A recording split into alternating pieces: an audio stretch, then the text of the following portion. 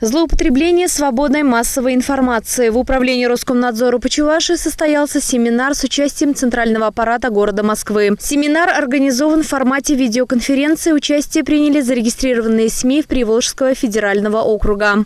У нас существует автоматизированная система мониторинга средств массовых коммуникаций. Это некая машина, которая скачивает материалы интернет-СМИ, анализирует их предварительно и по специальным алгоритмам и ключевым словам выявляет материалы с подозрениями на нарушение.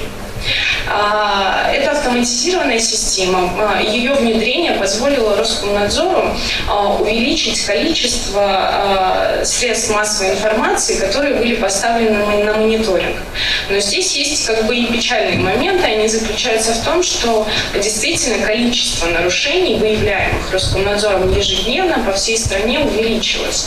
Сейчас эта цифра составляет именно содержательных нарушений, о чем мы с вами будем говорить, где-то от 30 до 50 нарушений по всей России. Это очень много, никогда такого не было, но действительно автоматизированная система в этом нам помогает. 24 часа 7 дней в неделю ведется наблюдение за вещанием телерадиокомпаний во всех субъектах России. Средства массовой информации при подготовке своих материалов руководствуются федеральными законами о СМИ, о противодействии экстремистской деятельности, терроризму, об информации и информационных технологиях и о защите информации, о защите детей от информации, причиняющей вред их здоровью и развитию, и другими законами, направленными на защиту общества. В СМИ недопустимы призывы к совершению самоубийств, публичное распространение информации, выражающей явное неуважение к обществу, сведениям о днях воинской славы и памятных датах России, связанных с защитой Отечества, либо публичное осквернение символов страны, а также сведения о распространении наркотиков, нетрадиционных сексуальных отношений и так далее. Здесь штрафы достигают до 1 миллиона рублей. Олеся Григорьева, Евгений Назаров, Чебоксары.